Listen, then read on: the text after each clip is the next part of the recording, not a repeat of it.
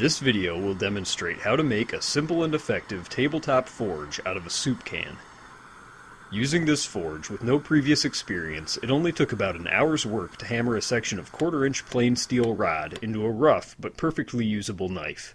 In another video, I show the process that I used to make this knife, so be sure to check the video description for the link when this video is over. The body of this forge is built around a large soup can, and the fuel is provided by a standard propane torch.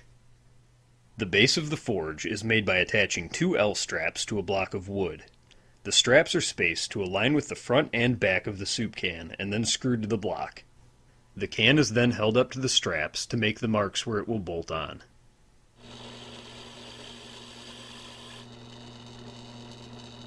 With the mounting holes drilled, it is a convenient time to drill a larger hole to thread in a 1/2 by 2-inch black iron pipe nipple.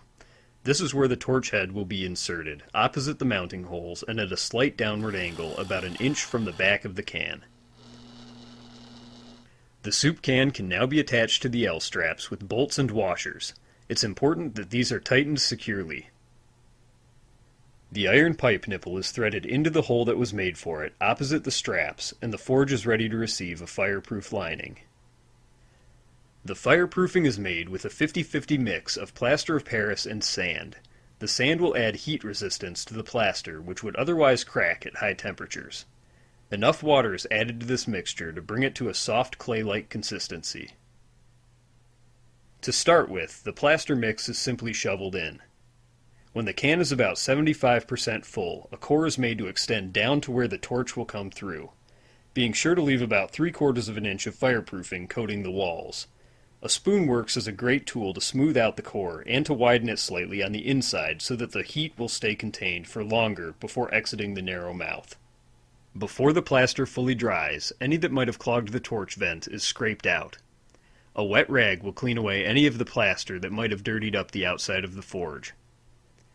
The forge is now complete, and the first burn will fully cure the plaster. Safety goggles are a must before starting. A spiral flame torch head will work best in this forge. The tip is inserted into the iron pipe until secured. If the air holes on the torch are near the tip, be sure that they are not covered. Because of carbon monoxide risks, this forge should only be used in a very well ventilated area. The forge is now ready for its first burn. Until the heat has driven all the water out of the plaster, the burn will be rather cold. Soon enough, however, this forge will be cooking at over 2,000 degrees Fahrenheit, plenty hot for forging steel or glass. Be sure to check out how I made a knife using this forge by clicking the link in the video description, or by clicking here. If you get a chance, please leave me some feedback in the comments below, and be sure to subscribe for more how-to videos using everyday items. Thanks for watching.